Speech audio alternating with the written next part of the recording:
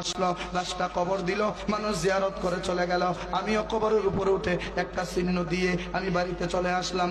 রাত 8টা হলো, 9টা হলো, 10টা, 11টা, 12টা যখন পার হইয়া গেল, মানুষ যখন সবাই ঘুমের ঘরে চলে গেল, গোটা এলাকা, গোটা দেশটা একদম নীরব হয়ে গেল।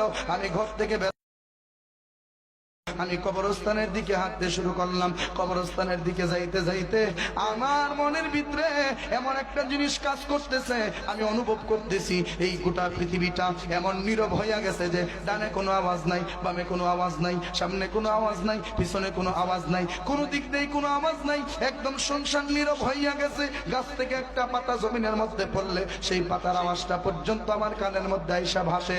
এইরকম নীরব হইয়া গেছে। একটু ভয় ভয় লাগতেছে, কিন্তু ইয়া রাসূলুল্লাহ, আমি ভয় পাইলে তো চলবে না। কাফন চুরি না করতে পারলে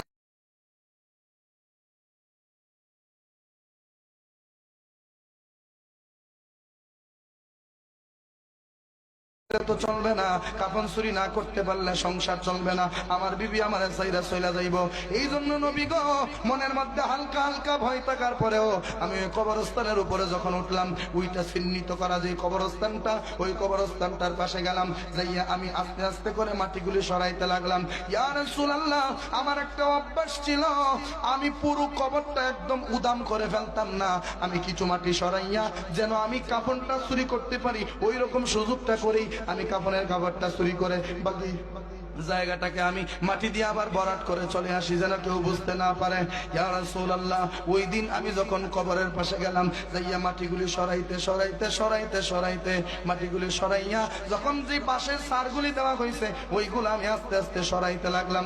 এই সারগুলি সরাইয়া আমি অন্ধকারের মধ্যে চক্ষুটা বন্ধ করে, কারণ আমি জানি না এইটা কি মেয়ের লাশ না ছেলের লাশ, এটা আমি বলতে পারি না। এই জন্য আমি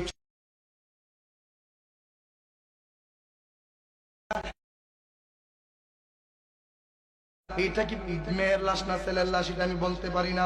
এই জন্য আমি চক্ষু বন্ধ করে ওই কবরের ভিতর থেকে এরকম ভাবে থাবা মাইরা আমি কাফনের কাপড়টাকে নিয়ে আসলাম। আপনারা বলতে পারেন এটা কি সম্ভব? হ্যাঁ সম্ভব, কারণ লাশ যখন আমরা কবরস্থ করি, লাশের যে কাফনের বান দেওয়া হয় এইটা কি খোলা থাকে না বান্ধা থাকে? জোরে কোন? খোলা থাকে, কাপড়গুলো একদম ইজি থাকে। ওই যুবক কই, ইয়া রাসূলুল্লাহ, যখন আমি চক্ষুটা বন্ধ করে কাফনের কাপড়টা টান দিয়ে নিয়ে আসলাম, আনার পরে আমি কাফনের কাপড়গুলা ভাঁজ করতে লাগলাম। ভাঁজ কইরা দেখি এখানে 3টা কাপড় নয়, এইখানে 5টা কাফন দেখা যায়। এবার লখনৌকের জ্ঞানী গুণী মানুষ, আপনারা বলেন তো দেখি, 5টা কাফন নারীর জন্য না পুরুষের জন্য? নারীর জন্য। আর 3টা কাফন কার জন্য? পুরুষের জন্য। এই 5 কাফন আর 3 কাফনের অনেক লম্বা একটা ইতিহাস আছে বাবা, সেই দিকে আমি যাব না, যদি সময় পাই শেষের দিকে যাব।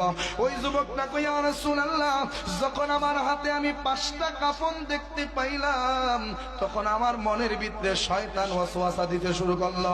শয়তান আমার মনের ভিতরে ধোঁকা দিতে শুরু করলো। শয়তান আমারে এই কথাটা বুঝাইতেছে, ওরে যুবক, জীবনে কত লাশের কাফন তুই চুরি করলি, জীবনে কত লাশের থেকে তুই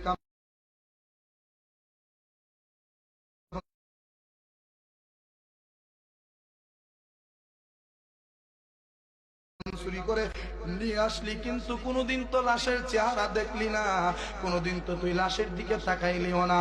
আজকে তুই লাশের দিকে একটু তাকায়া দেখ, তোর জন্য কত সুন্দরী একটা রমণী অপেক্ষা করতেছে।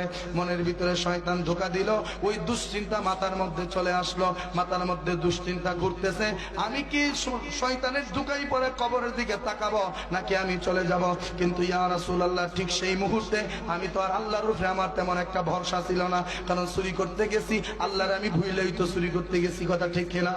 এই জন্য কোনো ভয় আমার কাজে আসলো না। ওই শয়তানের ধোঁকার মধ্যে আমি খুব সহজেই পড়ে গেলাম। তখন আমার হাতে থাকা সেই বাতিটা দিয়ে আমি একটু করে ওই লাশের চেহারাটা একটু সরাইয়া, নাউযুবিল্লাহি মিন যালিক, আমি ওই যুবতীর উপরে ঝাঁপিয়ে পড়লাম। জোরে কন্যা নাউযুবিল্লাহ। আমি ওই মরা লাশের সাথে অপকর্মের মধ্যে লিপ্ত হয়ে গেলাম। তখন আমার মাথায় এই চিন্তা ছিল না, হাইরা আমি কি করতেছি, এটা তো জীবিত কোনো মানুষ না, এইটা একটা মরা লাশ, এটা আল্লাহর জিম্মায় চলে গেছে, এইটার সাথে তো আর নাফরমানি সাথে অপকর্মের মধ্যে লিপ্ত হয়ে গেলাম। ইয়া রাসূলুল্লাহ, যখন আমি আমার কাজ সম্পূর্ণ করলাম, সম্পূর্ণ করার পরে আমি তাড়াতাড়ি দ্রুত মাটিগুলা দিয়া আমি যখন চলে আসতে লাগলাম, দ্রুত যখন আমি দৌড়াইয়া চলে আসতে লাগলাম, এমনিতে আমি শুনি পিছন থেকে কে আমারে যেন ডাকতেছে।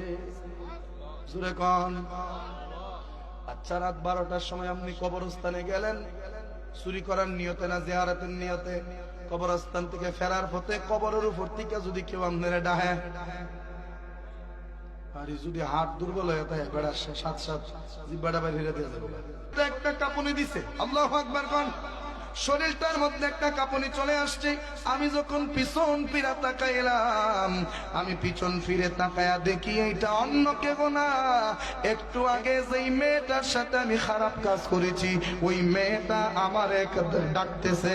জোরে কন্যা নাউজুবিল্লাহ। আমি যখন তার দিকে ফিরে তাকাইলাম তখন ওই মেয়েটা আমারে বলতেছে, ভাইজান, ও ভাইজান, আমি দুনিয়াতে যতদিন জীবিত ছিলাম আমি একজন সতী নারী ছিলাম। মারহাবা কোন। আজকাল সতী নারী পাওয়া সবচাইতে বেশি কঠিন, কথা ঠিক কিনা বল? সতী নারী পাওয়া খুব বেশি কঠিন। প্রেম করার লেগে মায়ার অভাব হইতো না, কিন্তু বিয়া করবার লেগে মায়া তো হয়ে হইতেন না। এই কথা ঠিক কিনা কর? মায়া এমনি ফারাত পরে, কিন্তু দেখা যায় যখন কেউ লেগে বিয়া করাইতো বউ দেখে তখন বউ আর পছন্দ করতে না। এতে বোঝা যায় প্রেম করার লেগে